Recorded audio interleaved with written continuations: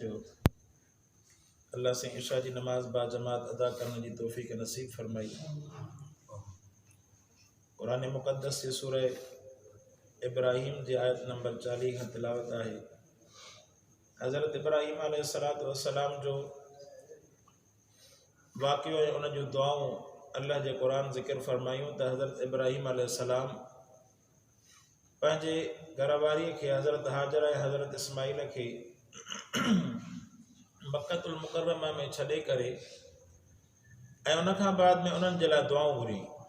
अल्लाह जो नबी हुयो पर पंहिंजे वस में कुझु बि न हुयुसि। घुरी अल्लाह जी दाद खां त मुंहिंजा रब पंहिंजे घर वारनि खे हिते छॾियो थियो वञा। ए मुंहिंजा अल्लाह इन्हनि जे रिज़्क़ जो बंदोबस्तु तूं फरमाइजांइ ऐं मुंहिंजा रब इन मके खे आबाद भी तूं फरमाइजांइ ऐं इन मके खे समरात जो मरकज़ भी तूं बनाइण फरमाइजांइ। अल्लाह तबारक व तआला हज़रत इब्राहिम अलैहिस्सलाम जी दुआउनि खे एतिरो क़बूल फरमायो जीअं मां अर्ज़ कयमि त काइनात में अवां ॾिसंदा त मक्कतुल मुकर्रमा में अणमुदायतियूं शयूं भी तव्हांखे मिलंदियूं। हिकु त हूंदियूं आहिनि मुंद वारियूं शयूं, ॿियूं अणमुदायतियूं शयूं भी अल्लाह तबारक व तआला जे इन शहर मके जे अंदरि तव्हांखे नसीब थी। ऐं वरी अल्लाह तबारक व तआला हज़रत इब्राहिम अलैहिस्सलाम जी इन नमाज वारी दुआ खे एतिरो त क़बूल फरमायो। हज़रत इब्राहिम अलैहिस्सलाम दुआ घुरी त रब इनखे आबाद फरमा पंहिंजे घर खे, मुकर्रम घर खे, ऐं इनखे नमाज़ियुनि खे या अल्लाह उन्हनि जी दिलुनि खे इन जे तरफ़ मुतवज्जे कर। अल्लाह पाक नमाज़ियुनि जे दिलुनि खे एतिरो त मुतवज्जे कयो जो जॾहिं आज़ान अचे थी, आज़ान खां बाद में उते न उन्हनि जे मथां दाबो आहे, न ज़बरदस्ती आहे, कुझु बि न आहे, पर उन जे बावजूद सिर्फ़ जेके आहिनि मुअज़्ज़िन आज़ान वारा आवाज़ था लॻाइनि, अस्सलात अस्सलात खैरुम मिनन नौम या अस्सलात, नमाज जा आवाज़ पिया था लॻाइनि। दुकानदार पंहिंजा दुकान बंदि करे, होटलुनि वारा पंहिंजा होटल बंदि करे अल्लाह जे घर मस्जिद में काबतुल्लाह में नमाज पढ़ण लाइ हाज़िर थियनि। अंदाज़ो लॻायो न शौक़ ऐं ज़ौक़ जो, सिर्फ़ मर्द न औरतूं बि। ऐं जीअं मिसाल जे तौर ते फजर जी नमाज 6 बजे आहे न, त असां राति जो 3 बजे निकिरंदा हुआसीं त 3 बजे भी मके मुकर्रमा जा रस्ता भरिया पिया हूंदा हुआ जिन मां माण्हू काबतुल्लाह जे तरफ़ नमाज पढ़ण जे लाइ वेंदा हुआ। सुबुह जो 3 बजे जमात जे लाइ नमाज हूंदी 6 बजे। हिकिड़ो मिसाल, नमाज 6 बजे, 3 बजे खां काबतुल्लाह जूं घिटियूं जेके नमाज सां भरी पई हूंदियूं हुयूं, इहे पंहिंजा घर घाट छॾे करे ऐं पंहिंजा सम्झो त सभु निंड विंड छॾे करे, मर्द त पंहिंजी जाइ ते, औरतूं बि पिया काफ़िला हलंदा हुया काबतुल्लाह जे तरफ़। जेकॾहिं ऐन नमाज जे मौक़े ते को माण्हू वेंदो हुयो न त उनखे मस्जिद में जगह न मिलंदी, उहो वञी घिटियुनि में वञी करे नमाज पढ़े। एॾी काबतुल्लाह जे अंदरि अल्लाह पाक दुआ क़बूल फरमाए, एॾी नमाज़ुनि जी रश आहे। जेकॾहिं ऐन टाइम ते वञे न, जीअं मिसाल जे तौर ते 8 बजे नमाज हुजे इशा जी, ऐं जेकॾहिं 7:30 वञी करे उते पहुचे, उनखे मस्जिद में जगह कोन मिलंदी, वञी करे जुतियुनि वारी जगह ते बीहे, या वरी मार्केट में वञी करे बीहे, या जेके उन काबतुल्लाह खां ॿाहिरि जेके रोड रस्ता शुरू था थियनि त उन्हनि ते वञी बीहे। बाक़ी मस्जिदियूं जेके आहिनि अटियूं पियूं नमाज़ सां। शायदि इहो ई अमल आहे जंहिंजे करे अल्लाह तबारक व तआला अरब जे बाक़ी जेके कमियूं कोताहियूं रब साईं उन्हनि जे मथां पर्दो रखणु फरमाए। बाक़ी जे कमियूं कोताहियूं जीअं माण्हू दाऊं कंदा आहिनि न त फलाणा अमल इन्हनि जे अंदरि, फलाणा अमल इन्हनि जे अंदरि, त इहो नमाज वारो अमल आहे। ऐं ॿियो अल्लाह ऐं अल्लाह जे रसूल जे इन घरनि जूं ख़िदमतूं अहिड़ियूं कनि था जो तव्हां ख़ुशि थी वेंदो, तव्हांखे इहो महसूसु न थींदो त को मां पंहिंजे घर में आहियां या काबतुल्लाह जे अंदरि आहियां। यकीन ॼाणो दिलि पोइ ते मोटण जो इरादो सोचींदी कोन, उते इंसान खे महसूसु बि न थींदो आहे त पोइ हिते को मुंहिंजो घर बि आहे। महसूसु ईअं थींदो आहे त ॼण मुंहिंजो घर असली इहो काबतुल्लाह आहे। ऐं काबतुल्लाह जे अंदरि अल्लाह तबारक व तआला अहिड़ी, हाणे इहो आहे अल्लाह जे नबीअ दुआ घुरी त रब फजल अफ़दत मिनन नास, मुंहिंजा रब माण्हुनि जी दिलनि खे मुतवज्जे कर। अल्लाह केॾो त मुतवज्जे कयो। यकीन ॼाणो त अहिड़ा बि असां उते माण्हू ॾिठासीं जेके सिर्फ़ु माना पंहिंजे खाइण पीअण खां वक़्तु बचाए करे काबतुल्लाह जे अंदरि वक़्तु गुज़ारण जे लाइ सॼो ॾींहुं रोज़ो रखंदा हुआ, ताकी सवाइ इन क़ज़ाए हाजत जे ॿाहिरि वञण जी ज़रूरत ई न पवे। हमेशह जेको आहे काबतुल्लाह जे अंदरि वेठा हुजऊं, सुबुह खां वठी शाम ताईं न अल्लाह जे घर काबे जे अंदरि वेठा हूंदा। ऐं उन खां अलावा केतिरियूं नेमतूं माण्हू केतिरियूं ख़ुसूसियतूं ज़िक्र करे, तव्हां उते वेठा हूंदा न, ज़ोरी अचे तव्हांखे खाधे जो पीते जो सामान उते तव्हांखे ॾेई वेंदा। अल्लाह तबारक ऐं मदीने जे अंदर त वरी हारिया बि बीणा न थी वञनि। अञा काबतुल्लाह जे अंदर कुछ न कुछ ईअं सम्झो त तजल्लियात रब्बी, या काबतुल्लाह जे अंदर कुछ न कुछ ईअं सम्झो त शोखीपन काबतुल्लाह खां ॿाहिरि, काबतुल्लाह जे अंदर न। काबतुल्लाह जे अंदर त हर अरब, हर मेहमान, हर मेज़बान तव्हां सां एतिरो एतिराम सां पेश ईंदो जो जेकर तव्हां केॾी बि ग़लती कयो न तव्हांखे सुहिणे अंदाज़ में सम्झाईंदो, तव्हां सां विढ़ंदो कोन। तव्हां केॾी बि ग़लती कयो न तव्हांखे सुहिणे अंदाज़ में सम्झाईंदो। सो ऐं जेकॾहिं मस्जिद नबवी जे अंदर हलिया वञो त उते त रहमतुनि जी बरसात ई बरसात। मदीना मुनव्वरा जे अंदर अल्लाह तबारक व तआला वरी उहो शान रखियो आहे। काबे जे अंदर वेंदा त तव्हांजी काबे मां निकिरण जी दिलि न कढंदी। वरी जेकॾहिं तव्हां मस्जिद नबवी जे अंदर वेंदा त वरी मस्जिद नबवी छॾण जी तव्हांजो रूह ई कोन थो। अल्लाह तबारक व तआला इन्हनि हरमैन खे रब साईं उते महसूस थींदो आहे इंसान खे त रब जी रहमत आसमान खां नाज़िल थी रही आहे। रुगो वेठो इंसान महबूब मुस्तफ़ा सल्लल्लाहु अलैहि वसल्लम जे रोज़े जी वेठो ज़ियारत करे, उते वेठो काबतुल्लाह जो वेठो दीदार करे। काबतुल्लाह जे अंदर केतिरा ई माण्हू सिर्फ़ु हतीम जी भित सां टेक ॾेयूं, ए मुंहिंजा अल्लाह या रब करे वेठा दुआऊं घुरनि, रोइनि वेठा। ऐं उते कंहिं बि क़िस्म जो शर्म हया आहे ई कोन। उन्हनि खे ख़बर आहे हीउ दर रब जो आहे, हिते घुरंदासीं त सिर्फ़ु ऐं सिर्फ़ु अल्लाह जी ज़ात थींदो। अल्लाह तबारक व तआला अवां असां सभिनी खे नसीब फरमाए। जिन खे नसीब थियो आहे त रब साईं वरी हुन काबे ऐं मदीने जी ज़ियारत रब साईं नसीब फरमाए। सो हज़रत इब्राहिम अलैहिस्सलातु वस्सलाम दुआऊं घुरियूं, अल्लाह दुआऊं क़बूल फरमाई। रिज़्क़ सां बि अल्लाह काबे खे मुनव्वर करणु फरमायो। ऐं इहो बि यादि रखो, उलमा फरमाइनि था त हेॾे काबतुल्लाह जे लाइ हज़रत इब्राहिम अलैहिस्सलाम दुआ घुरी त वर्ज़ुक़हुम मिन अथ-थमरात, ए अल्लाह इन समरात जो इन्हनि खे रिज़्क़ अता फरमाए। त हाणे मके जे अरबनि खे रब इब्राहिम अलैहिस्सलाम जी दुआ जे करे रब साईं समरात सां भरे छॾियो। ऐं रसूलुल्लाह सल्लल्लाहु अलैहि वसल्लम जन मदीने जे लाइ दुआ घुरी, फरमाई त मुंहिंजा रब मके जे लाइ मुंहिंजे अबे इब्राहिम अलैहिस्सलाम दुआ घुरी, मदीने जे लाइ मां मुहम्मद दुआ घुरियो थो वञां, ए अल्लाह मदीने वारनि खे बि न समरात सां भर फरमाए। ऐं तव्हां मदीने जे अंदर ख़ुसूसन रमज़ान मुबारक में, आम ॾींहंनि जे अंदर बि ख़ुसूसन रमज़ान मुबारक में त इलाज करे के कुंड कुर्छ में वञी करे तव्हां वियो न, तव्हांखे अरब ज़ोरीअ इलाज करे पंहिंजे दस्तरखाने ते अची करे विहारींदा, चवंदा त शेख महिरबानी कर मुंहिंजे दस्तरखाने ते हली करे इफ़्तारी कर, इलाज कंदा तव्हां। ऐं उहा आम ॾींहंनि जे अंदर बि केतिरा माण्हू रोज़ो रखनि था या खाराइनि पीआरनि था। मतिलबु जेकॾहिं लालची हुजे पंहिंजो खाधो पीतो न वठे न, मदीने में थोरी आस पास में नज़र फेराए त हुनजो खाधो पीतो बि फिरी वञे, मुफ़्त में अल्लाह तबारक व तआला हुनखे वेठो खाराईंदो। सो अल्लाह तबारक व तआला इन हरमैन खे रब साईं पंहिंजे नबीअनि जी दुआउनि सां रब साईं इन रहमतुनि सां, रिज़्क़ सां ऐं बरकतुनि सां मुनव्वर करणु फरमायो।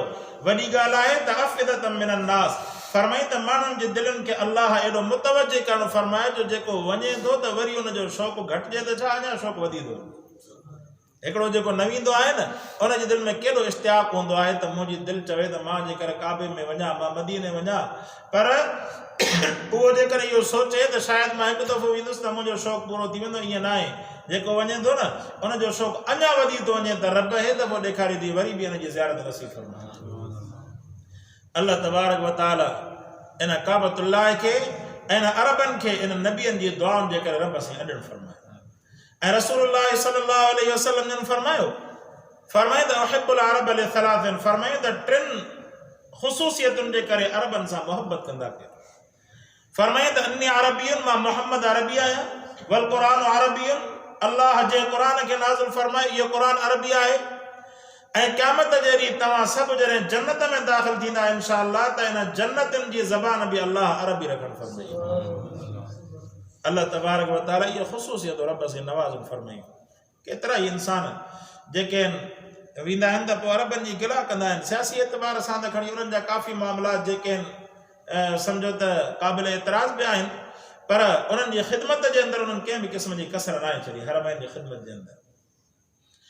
सो हज़रत इब्राहिम अलैहिस्सलाम जी दुआउनि खे अल्लाह पाक ज़िक्र फरमायो।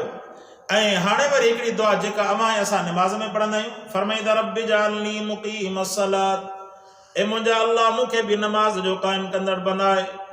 नबी अल्लाह जो पंहिंजे लाइ दुआ थो घुरे, रब सिर्फ़ु ॿियनि खे नमाज़ी न बनाइजांइ, मूंखे बि नमाज़ जो क़याम वारो बनाइजांइ।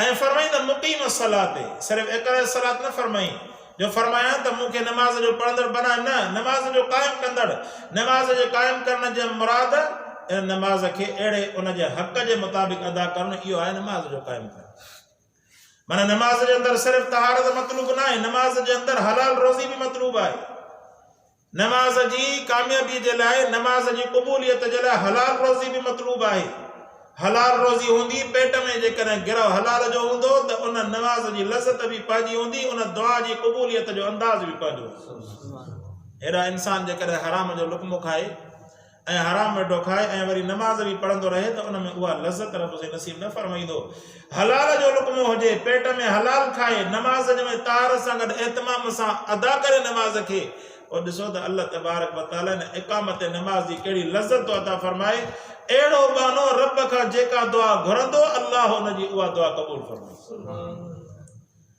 फरमाईंदा रब्बि जालनी मुक़ीम सलात ए मुंहिंजा रब मूंखे नमाज़ जो क़ाइम कंदड़ बनाए व मिन ज़ुर्रियती ऐं मुंहिंजी औलाद खे सभ खां पहिरियों इंसान पाण उन खां पोइ औलाद जेकॾहिं नेक साले थी इहो त सम्झो त सदको जारियो आहे न हज़रत इब्राहिम अलैहिस्सलाम पंहिंजे लाइ बि दुआ घुरी वियो पंहिंजी औलाद जे लाइ बि दुआ घुरी अल्लाह पाक हज़रत इब्राहिम अलैहिस्सलाम जी दुआ खे क़बूल फरमाए करे हज़रत इस्माइल अलैहिस्सलाम रब से नसीब फरमाया हज़रत इस्माइल खां बाद में वरी ॿियो बचड़ो हज़रत इसहाक़ अलैहिस्सलाम रब से नसीब फरमायो अल्लाह जो नबी आहे 100 साल जे वेझो उमिरि पहुती आहे फरमायो त हज़रत इस्माइल अलैहिस्सलाम जॾहिं ॼाओ इनखे इब्राहिम अलैहिस्सलाम खे त उन वक़्त में हज़रत इब्राहिम अलैहिस्सलाम 99 साल जी उमिरि के पहुतो 99 साल जी उमिरि के वरी जॾहिं हज़रत इसहाक़ अलैहिस्सलाम ॼाओ त 112 साल उमिरि थी चुकी हज़रत इब्राहिम अलैहिस्सलाम 99 साल में उन्हें का औलाद कोन्हे पर अल्लाह जो नबी नाउमीद न थियो ऐं नाशुक्री न कई ईअं न चई त रब 99 साल थी तुंहिंजो नबी आहियां सभिनीनि खे औलाद आहे मां नबी महरूम लॻो वेठो न नाशुक्री नथो करे अल्लाह जे नबीअ जे ईअं सम्झो त सब्र ऐं बर्दाश्त जो अंदाज़ लॻायो 99 साल औलाद नथी रब खां शिकायत न कई तंहिंजे करे त अल्लाह हज़रत इब्राहिम अलैहिस्सलाम जी वरी वरी क़ुरान जे अंदरि तारीफ़ बयान करणु फरमाईंदा मिन ज़ुर्रियती मुंहिंजी औलाद खे रब्बना व तक़ब्बल दुआ ए असांजा रब मुंहिंजी दुआ खे क़बूल फरमाए इहा असां दुआ पढ़ंदा आहियूं न नमाज़ जे आख़िर में रब्बना इग़फिर ली व लिवालिदैया ए असांजा रब मूंखे बि बख़्श मुंहिंजे औलाद खे बि बख़्शण फरमाए ऐं वलिवालिदैया मां मुराद वालिदैन बि आहिनि उलमा फरमाइनि था हज़रत इब्राहिम अलैहिस्सलाम पंहिंजे वालिदैन जे लाइ दुआ घुरी त हाणे सवाल पैदा थिए थो त हज़रत इब्राहिम अलैहिस्सलाम जो अबो त काफ़िर हुयो उलमा लिखनि था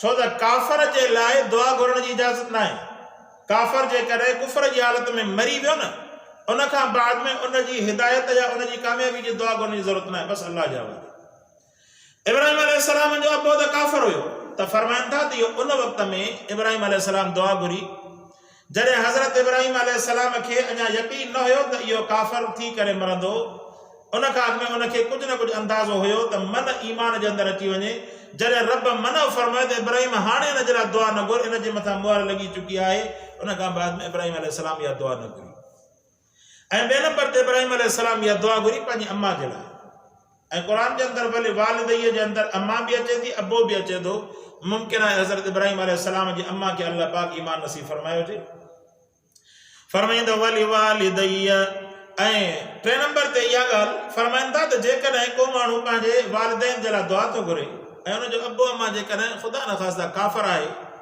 ग़ैर मुस्लिम आहे इन हालत में वफ़ात करे वियो त हाणे उहा दुआ जेका आहे हज़रत आदम ऐं हज़रत हवा जे लाइ हवा जे बारे में क़बूल थी माना असांजा अब्बा ॾाॾा जेके असुल जेके अबो आहिनि ॾाॾा जेके आहिनि हज़रत हवा ऐं हज़रत आदम अलैहिस्सलाम अल्लाह पाक पोइ उन दुआ खे उन्हनि जे हक़ में रब साईं क़बूल थो फरमाए दुआ खे रब साईं मोटाइण नथो फरमाए फरमाईंदा वलिल मुमिनीन ऐं मूंखे बि बख़्श मुंहिंजी औलाद खे बि बख़्श वलिल मुमिनीन यौम यक़ूमुल हिसाब फरमाईंदा मोमिननि खे बि बख़्श यौम यक़ूमुल हिसाब उन ॾींहुं जेको हिसाब किताब वारो ॾींहुं आहे वला तहसबन अल्लाह ऐं फरमाईंदा जॾहिं हिसाब किताब क़ाइमु थींदो न उन ॾींहं खां अॻु में रब उन्हनि खे बख़्शण फरमाए अल्लाह जी बख़्शिश हूंदी त इंसान जेको आहे सुरख़ुरू बि थींदो रब जी बख़्शिश न हूंदी त पोइ इंसान ते हिसाब किताब ॾींदो फरमाईंदा वला तहसबन्नल्लाह गाफिलन अम्मा यअमलुल ज़ालिमून। अल्लाह पाक हाणे जॾहिं अरबनि जे लाइ दुआउनि खे इन्हनि जे लाइ दुआउनि खे रब सां ज़िक्र फरमायो, काबतुल्लाह जे लाइ, उते रहंदड़नि जे लाइ, ईमान वारनि जे लाइ, इब्राहिम अलैहिस्सलाम जी औलाद जे लाइ फरमाई त हाणे फरमाए क़ुरान वला तहसबन्नल्लाह गाफिलन, जेके ज़ालिम आहिनि न इहो कॾहिं बि गुमान न कंदा कयो त ज़ालिम जे अमल खां अल्लाह खे ख़बर न आहे। अल्लाह पाक हर इंसान जे अमल खां वाक़िफ़ आहे, हर इंसान जे अमल खां वाक़िफ़ आहे। दुनिया जे तख़्ते ते केतिरा ई बादशाह, केतिरा ई ताक़तवर, केतिरा ई इंसान जेके आहिनि दुनिया वारनि जे मथां जबर कंदड़, जीअं असां वारा हुक्मरान कूड़ हणी हणी करे ग़रीबनि जो सत्यानाश करे छॾियऊं। पर इन ई ओज वारे ज़माने में जाते सम्झनि था त हर शायदि को असां खां वधीक ताक़तवर को आहे ई कोन, इन वक़्त में अल्लाह तबारक व तआला इन्हनि जे इन पंहिंजे दोस्त खे हाणे वीचारे खे हाणे वफ़ात करे छॾी, नई मुल्क मरी वेठो। सो मर्ज़ी जो मालिक आहे, उन खां को ताक़तवर आहे। इहो इन जो वज़ीर आज़म जो जेको यार हो ख़ुसूसी नई मुल्क इहो वफ़ात करे हाणे 5 मिंट में ख़बर पई त अल्लाह तबारक व तआला मर्ज़ी जो मालिक आहे या कोन्हे।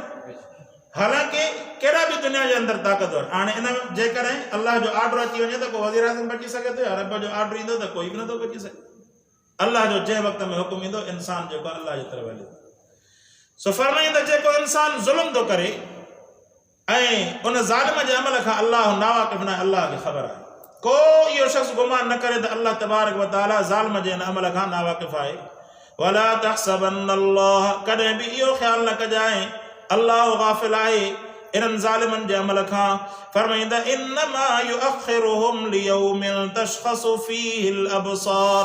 साईं पोइ ज़ालिम भला ज़ुल्म जो कनि था, दुनिया जे तख़्ते ते ज़ालिम ज़ुल्म सां भरिया पिया आहिनि, दुनिया भरी पई आहे ज़ालिमनि सां। एॾा ज़ालिम ज़ुल्म कनि था जो उन्हनि जे सम्झो त ज़ुल्म जी बि इंतिहा। कॾहिं जेको आहे नियाणियुनि सां बदकारी, कॾहिं जेको आहे छोकिरनि सां बदकारी, कॾहिं कंहिंजे घर जे अंदरि धाड़ो डाको, कॾहिं कहिड़ी हालत, कॾहिं कंहिं इंसान जो नहाब खून करे छॾी, इहे सभु जो सभु ज़ुल्म आहिनि। इहे अल्लाह तबारक व तआला खां नथा डिॼनि। हालांकि इंसान जी छा हालत आहे, केॾो बि ताक़तवर इंसान हुजे, जॾहिं रब जो हुकुम ईंदो इन जे साह निकिरण में देरी कोन्हे। असां अॻ में केॾा ताक़तवर इंसान हिन दुनिया जे तख़्ते ते वेठा हूंदा हुया, पर अल्लाह तबारक व तआला जो हुकुम अची वियो, अॼु मिटी जे अंदरि पिया आहिनि। असां मथे वेठा आहियूं, सुभाणे असां मिटी में हूंदासीं, असांजी औलादियूं हिते वेठियूं। सो फरमाईंदा अल्लाह पाक इन कंहिं बि ज़ालिम जे अमल खां गाफ़िल न आहे। इहो कॾहिं बि को इंसान गुमान न करे त असां जेको अमल कयूं था उन खां अल्लाह गाफ़िल आहे। अल्लाह खे हर इंसान जे अमल जी ख़बर आहे। जॾहिं इंसान खे यकीन थी पवंदो त मुंहिंजे रब खे मुंहिंजे अमल जी ख़बर आहे त कम अज़ कम उहो एतिरो त कंदो त गुनाह जे करण जे वक़्त में पेशेमान त थींदो। ऐं पेशेमान थियण जे लाइ वॾे में वॾो फ़ाइदो छा आहे, इंसान जेको हिकिड़ो माण्हू गुनाह करे थो, मां गुनाह कयां थो, पर गुनाह ते मूंखे शर्मिंदगी आहे, मां मञां थो उन ॻाल्हि खे गुनाह आहे, त इनखे कम अज़ कम हिदायत जी तौफ़ीक़ मिलंदी। सुभाणे जेको अल्लाह पाक इहा तौफ़ीक़ ॾींदो जो मां आहिस्ता आहिस्ता हिन गुनाह खे छॾे ॾींदुसि। पर जेकॾहिं मां गुनाह खे गुनाह ई नथो सम्झां, गुनाह खे गुनाह ई नथो मञां, त इहो छॾींदुसि कीअं। तंहिंजे करे जेकॾहिं इंसान खे इन शइ जो अहसासु आहे त हीउ मुंहिंजो गुनाह आहे, मां नमाज़ नथो पढ़ां मुंहिंजो गुनाह आहे, मां जमात छॾियां त मुंहिंजो गुनाह आहे, मां सुनत ते नथो हलां मुंहिंजो गुनाह आहे, त इनखे कम अज़ कम इन जे करे अल्लाह इन शर्मिंदगी जे करे, पेशेमानी जे करे कॾहिं न कॾहिं अल्लाह पाक इनखे तौफ़ीक़ ॾींदो जो अल्लाह पाक इनखे वरी इन्हनि फ़राइज़ ते सुनतुनि ते अमल करण वारो बनाए छॾींदो। तंहिंजे करे इहा शर्मिंदगी ऐं तशवीश परेशानी बि ईअं सम्झो त नेकी जे दर्जे में आहे। गुनाह ते इंसान परेशान थिए थो न, तकलीफ़ पंहिंजे अंदरि में महसूसु करे थो, इनजी बि नेकी मिलंदी इंसान खे, छो इन जे ज़रिए सां इंसान नेकी जे तरफ़ ईंदो। अल्लाह तबारक व तआला खां दुआ आहे अल्लाह से असांखे अमल करण जी तौफ़ीक़ अता फ़रमाए। व आख़िर दावाना अनिल हम्दुलिल्लाहि रब्बिल आलमीन।